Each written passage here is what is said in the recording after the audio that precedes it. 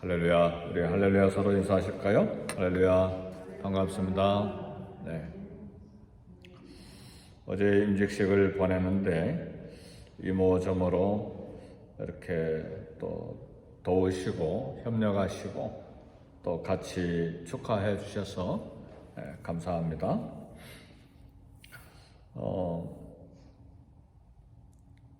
우리 생활 방법이 있는데 특히 집안에 보면 집안이 정리가 안 되고 어지럽고 또 지저분하고 조금 깨끗하지 않아도 마음이 편안하게 지내는 사람이 있어요. 그죠? 근데 어떤 사람은 집안을 깨끗하게 하고 정리하고 그래야 안정감을 갖는 분이 있어요.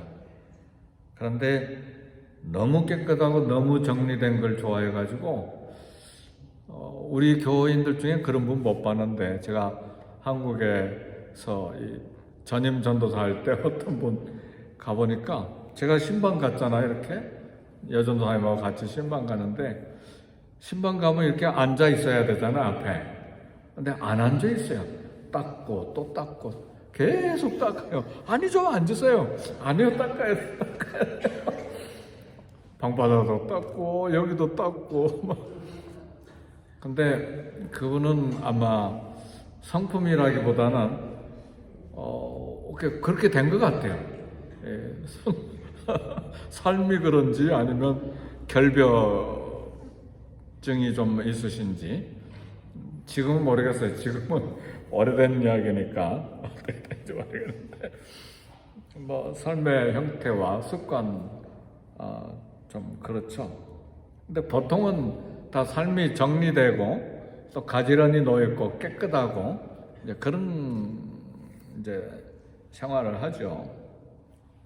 그런데 우리 인생도 그래요. 삶이 깨끗하고 정리되고 똑바르고 그렇게 해야 안정감이 생겨요. 근데 특히 여러분도 그러겠지만 우리 교육자들 경우에 저도 그렇지만 뭘 하더라도 이게 정리가 똑바로 돼야 돼요. 뭐 기도 생활, 말씀 생활, 뭐 신앙 생활, 또 사람과의 관계, 그리고 어떤 일을 하든지 정직하고 또 속임 없고, 그렇죠? 남의 것이든 하나님의 것이든 이게 구분이 정확하고, 그래야 저는 마음의 안정감이 생겨요. 교육자들은 특히 또 그렇게 해야죠. 그렇죠? 그렇게 삶을 살아야 또 말씀 전하고 또 거기에서 힘을 얻고, 그러니까 그래서 삶도 그렇지만 하나님과의 관계에 있어서도 정리가 되고 똑바라야죠. 그렇지 않고 하나님 앞에서 정리가 안 되면 기도할 용기도 얻기가 어렵고 주님 따라가는데도 좀 지그재그로 갈짓자를 쓸 수밖에 없는 것이죠. 오늘 욥이 고백하는 말씀 중에 우리가 묵상하려고 하는 말씀이 21절인데 21절에 이렇게 이야기했어요. 나는 온전하다마는, 이 말은 나는 순전한데 옳고 의롭고 깨끗한데 그러나 내가 나를 돌보지 아니하고 내 생명을 천히 여기는구나. 조금 어려운 말인데 이 말씀의 의미는 뭐냐면 욥 자신은 하나님께 징계를 받을 만큼 악하지 않고 순전한데 도대체 왜 삶이 이렇게 되었는지 모르겠다, 그런 말이에요. 그래서 다른 공동 번역 성경을 보면 조금 더 실감 있게 번역을 해놨어요. 공동 번역 성경입니다. 나 비록 흠이 없다고 하지만 무엇인지 모르겠네. 살아있다는 이것이 구역질 날 뿐이라.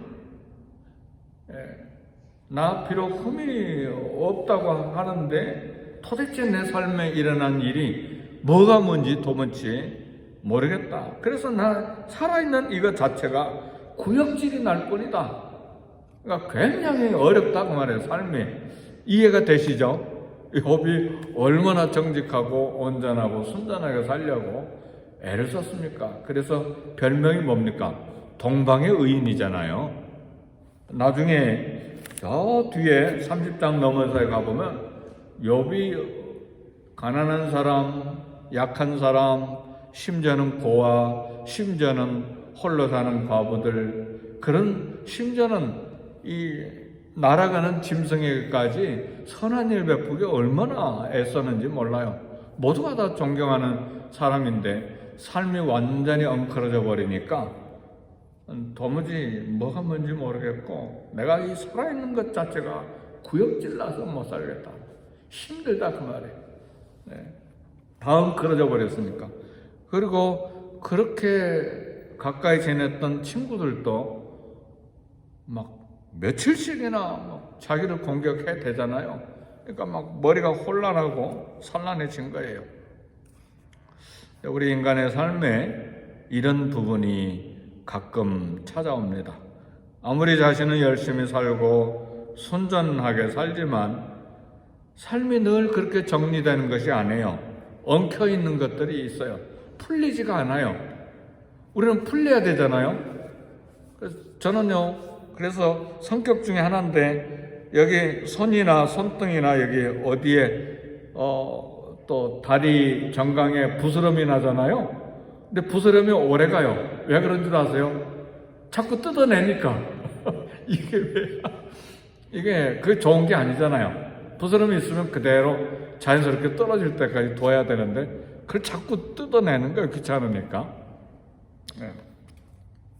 그러니까 욥이 이렇게 어느 순간에 이렇게 삶이 엉클어지고 정리가 안 되고 이렇게 뒤집어지고 엉망진창이 되는 이제 인생을 경험하는데 우리 인생이 그럴 수가 있어요. 가끔 우리 삶이 전혀 정리가 안 되고 뒤집혀가지고 이렇게 엉망진창이 되는 것을 체험합니다. 삶이 무질서하게 산 사람들. 그러면 무질서하게 산 사람들은 삶이 무질서하게 되는 것이 당연할 수 있죠. 그러나 정직하게 성실하게 질서 있게 산 사람, 삶이 혼란스러울 때 당황하죠. 나는 그런 일 없어요. 아니요. 교통사고만 한번 당해봐요. 얼마나 삶이 혼란스러운가. 적어도 그날 하루는 정신이 하나도 없잖아요. 긴장이 되고 가슴이 벌렁벌렁하고 이 사고를 어떻게 처리해야 되나. 그렇죠. 우리 다 그런 부분이 다 있는 거예요. 그렇잖아요. 그러니까 교통사고만 이야기했지만 어디 서류 하나 잘못 만들어가지고 제출했을 때, 거부당했을 때 이런 거라든지 모든 부분에서 우리 당황하고 혼란스러운 그런 부분들을 만날 수가 있죠. 욥이 자신의 생명을 천히 여긴다는 고백은 삶 자체가 짜증나고 혐오스럽다는 말입니다. 왜 살아야 되는지, 살아있다는 것이 무슨 의미가 있는지 의심스럽다는 말이에요. 왜냐하면 그의 삶에 혼란이 생겼기 때문에 그렇습니다. 한 가지 알아야 될 것은 우리 인간의 삶이라고 하는 것은 모든 것이 가지런하고 반듯하게 정리가 되어야만 가치가 있는 것은 아닙니다. 실제 우리의 삶은 그렇게 늘 질서 있게 이렇게 가지런하게 정리돼서 우리 삶이 진행되는 것이 아닙니다.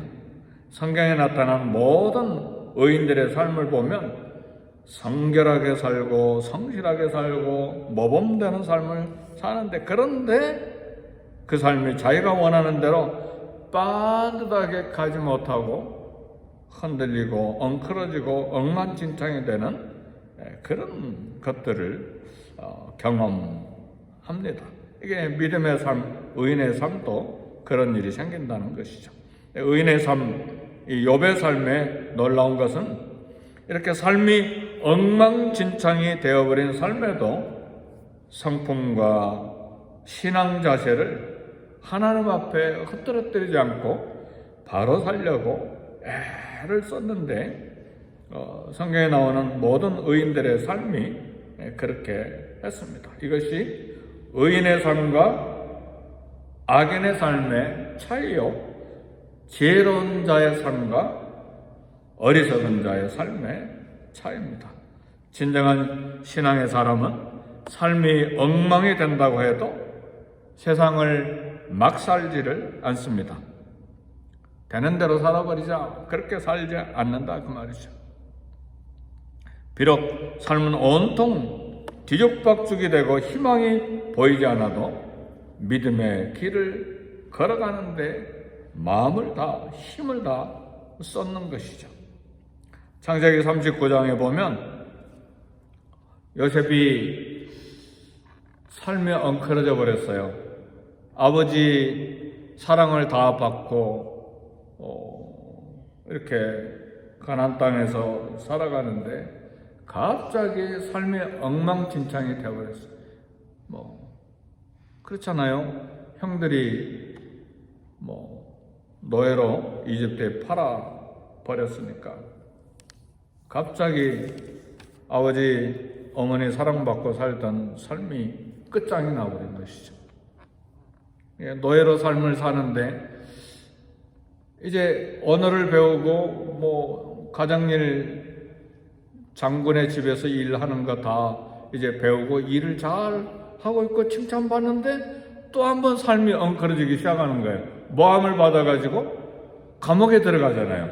완전히 뒤집어지는 것이죠. 그런데 이 요셉의 삶을 보면 뭐라고 이야기합니까? 그런 가정에서 주인의 아내의 유혹을 받았을 때 어떻게 고백을 합니까? 내가 어찌 이 큰 악을 행하여 하나님께 득죄하리이까? 하나님 앞에 똑바로 살려고 전혀 흔들림 없이 마음 중심을 굳게 해서 살아가는 모습을 봅니다. 다니엘서 6장에 보면 다니엘이 왕의 신임을 받고 모든 정치의 최정상에 올라가니까 신하들이 시기하고 질투하면서 왕을 속여서 이제 법을 하나 만들자고 그러잖아요. 한 달 동안 30일 동안에 어떤 신에게든 기도하면 사자굴에 집어넣도록 법을 만듭시다. 그러니까 왕은 뭣도 모르고 지금 시기와 질투와 모함 가운데 음모가 진행되는지도 모르고 그러자 그렇게 해가지고 도장을 찍었잖아요. 그래서 30일 동안 어떤 신에게든 기도하면 구하면 사자굴에 들어간다 이러고 왕의 도장을 찍어가지고 전국에 다 이렇게 왕명을 선포했는데, 왜냐하면 이 다니엘을 모함한 신하들이 다니엘 아무리 살펴봐도 흠이 없는 거예요. 그러니까 흠 잡을 때라곤 그가 매일 하루에 3번 기도하는데 그걸 가지고 넘어뜨리려고 한 것이죠. 그런데 다니엘이 어떻게 합니까? 놀라운 말씀이 여기 기록이 되어 있는데, 다니엘이 이 조서에 어인이 찍힌 것을 알고도, 어인은 왕의 도장이잖아요. 어인이 찍힌 것을 알고도 자기 집에 돌아가서는 하루 새 그 방에 예루살렘을 향하여 열린 창에서, 아니 창문을 이미 열어놓은 거예요. 일부러 보라고. 열린 창에서, 예루살렘을 향하여 열린 창에서 전에 행하던 대로 하루 3번씩, 그것도 한 번이 아니라 전에 행하던 대로 하루에 3번씩 무릎을 꿇고 기도하여 그 하나님께 또 뭐라고 기도했냐면 감사하겠더라. 이게 욥의 신앙이에요. 지금 삶이 엉클어지고 엉망진창이 되고 사자굴에 던져져서 그냥 순식간에 잡혀먹는 그런 엉클어진 삶이 앞에 놓여 있는데 조금도 흔들리지 않냐고 무릎을 꿇고 기도하고 하나님께 감사했습니다.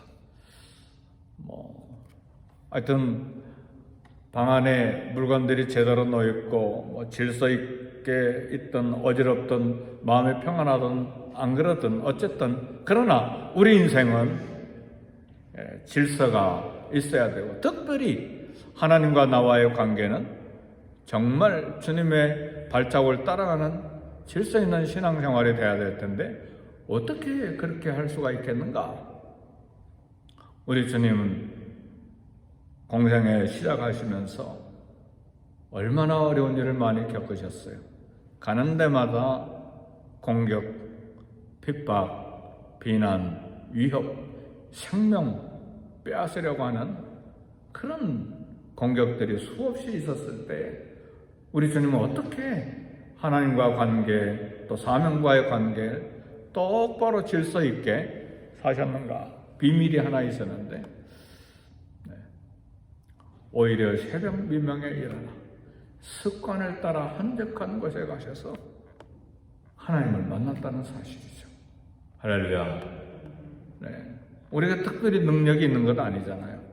누가 삶의 질서를 잡을 수가 있고 누가 내 인생에 일어난 일들을 엉망진창이 된 것들을 똑바로 만들 수 있고 누가 경건이 뛰어나서 하나님과 나의 관계를 바로 채우고 나갈 수 있어요. 우리는 능력 없어요.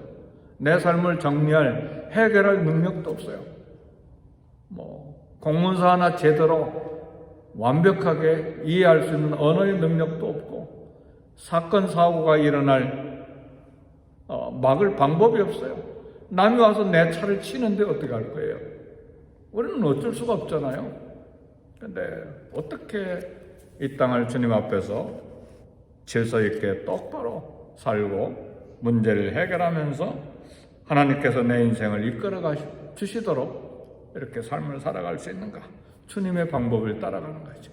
오히려 새벽 미명에 일어나 한적한 곳에 가셔서 하나님을 만나는 그런 삶이 한 방법입니다. 또 그것이 가장 지혜로운 방법이고 그래서 이 새벽에 나오셔서 기도하시는 사랑하는 성도 여러분, 평생에 살아가는 동안에 주님과 친밀한 관계, 밀접한 관계를 계속해서 가짐으로 이 삶을 하나님 앞에 맡기고 또 내 삶도 정리해 주시도록 인도해 주시도록 은혜를 얻기를 주의 이름으로 축복합니다. 기도하십시다.